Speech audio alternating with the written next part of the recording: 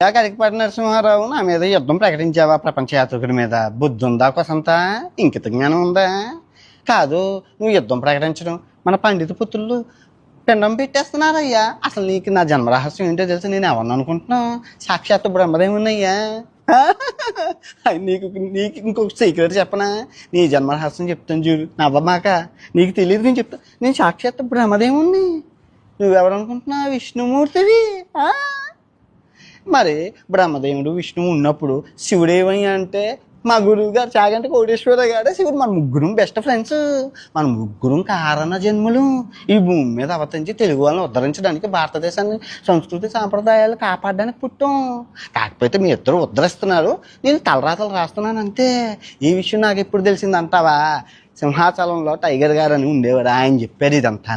అంటే మానవ రూపంలో ఉండి చెప్పడం బాగోదు. మనం స్వర్గలోకాల్లోకి వెళ్ళాక అక్కడ మాట్లాడుకుందాం జరిగిందంతా. చాలా బాగుంటుంటుంది, చాలా ఫన్నీగా ఉంటుంది. అప్పుడు మీకు ఏం జరిగిందో, అసలు నేను ఎక్కడ మిమ్మల్ని కలిసానో, ఎప్పుడెప్పుడు మాట్లాడానో, మీకు నాకు సంబంధం ఏంటో అన్నీ చెప్పి మాట్లాడుకున్నాం. మనం అంతా మనది ఈ లోకం కాదు, ఈ లోకానికి మనకి సంబంధమే లేదు. స్వర్గలోకం. నా లోకంకి వచ్చేటప్పుడు లేదా వైకుంఠం నేను వచ్చేటప్పుడు మాట్లాడుకుంటాం అంతా.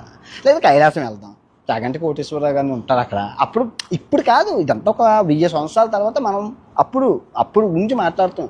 మహాభారతం చెప్పేటప్పుడు చాగంటి కోటేశ్వరరావు గారు ఎన్ని తప్పులు చెప్పారో తెప్పించి సరిదిద్దుకున్నారు అనుకోండి, చూపించమంటే చూపిస్తాను. ఆయన చెప్పిన మహాభారతంలో ఇన్ని తప్పులు వెతికాను. ఆ తర్వాత తమడ చెప్పింది విన్నాను. తమడ ఇంకానా చెప్పేటప్పుడు వాక్శుద్ధి జరుగుతూ ఉంటుంటుంది. చిన్న చిన్న తప్పులు దొరుకుతూ ఉంటాయో మనం చూసినట్లు పోవాలి.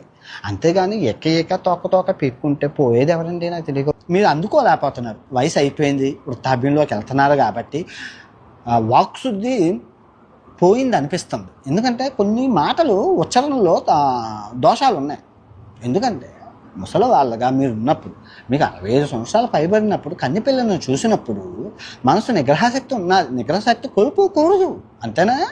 60 సంవత్సరాలు ముసలివాడికి చూస్తే, కన్నెపిల్లని చూస్తే ముసలివాడికి కూడా లేచి వస్తుంది అన్నట్లు ఆ సామెతకి అడాప్ట్గా తీసుకొని మీకు మూడు రావడం ఏంటి? చిప్పైన శవాన్ని కూడా ఆడదాయి అయితే చాలు. వీళ్ళందరూ కామపిశాచులుగా అయిపోయారు. దానికి మీరే మూల కారణం. హృదయం తరిగిపోతూ ఉంటుంది. పుణ్యం కొద్ది పురుషుడు, పాపం కొద్ది పాపాత్ముడు అంటారు. చాగంటి కోటేశ్వరరావు గారు ఆచితూచి మాట్లాడతారు. కానీ మీరు ఆ అవతల వాడు చప్పట్లు కొడుతుంటే అబ్బో ఉత్సాహం పొంగిపోయి అయ్యయ్య అమ్మ కొంత మాట ఎక్కువ అయిపోతూ ఉంటే అది తగ్గించుకోండి బాబు.